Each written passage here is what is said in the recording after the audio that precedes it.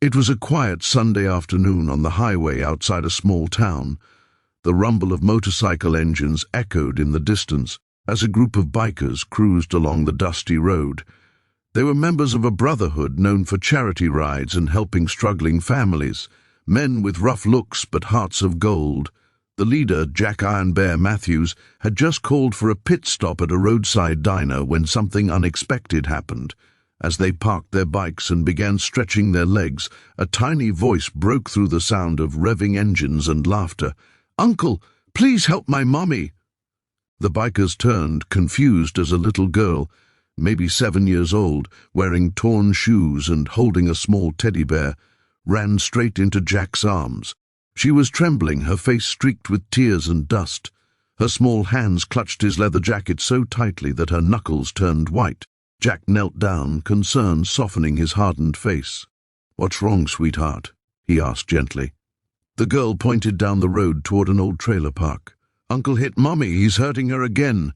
Her voice cracked mid-sentence, and that was all it took. The entire biker crew froze, exchanging serious looks. They'd seen a lot in their lives, but nothing stirred their hearts like a child in fear. Without hesitation, Jack turned to his brothers. "Mount up," he said in a low, firm tone.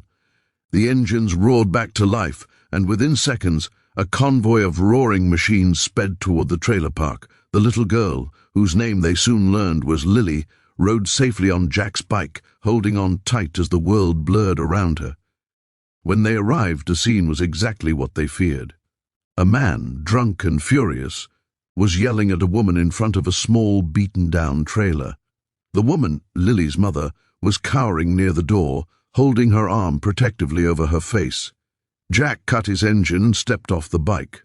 The rest of the crew followed, forming a solid wall of leather and steel behind him. The man turned and shouted, "What do you want?"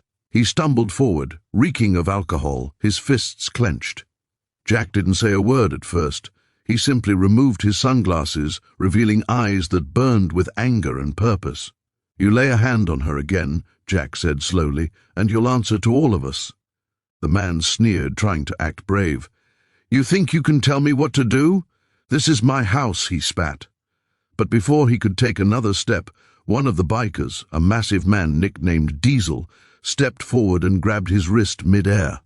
The drunk man winced in pain as Diesel leaned closer and said quietly, "You're done hitting women, pal.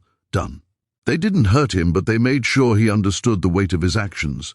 The police were called, and when they arrived, they found the bikers standing calmly, surrounding Lily and her mother protectively. The officers who recognized Jack's crew from their community charity rides quickly took the man into custody. Lily's mother, shaken but safe, hugged her daughter tightly. Tears streamed down her face as she whispered, "Thank you. I didn't think anyone would come."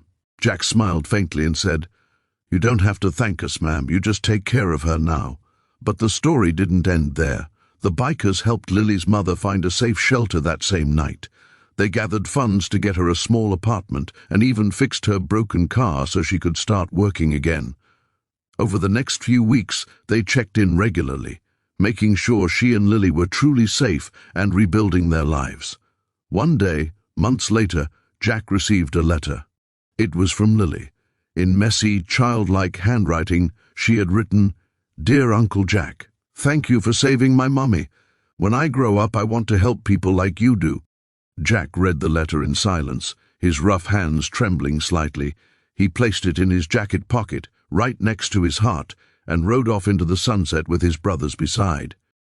The world often judges people by their looks, the tattoos, the leather jackets, the loud engines.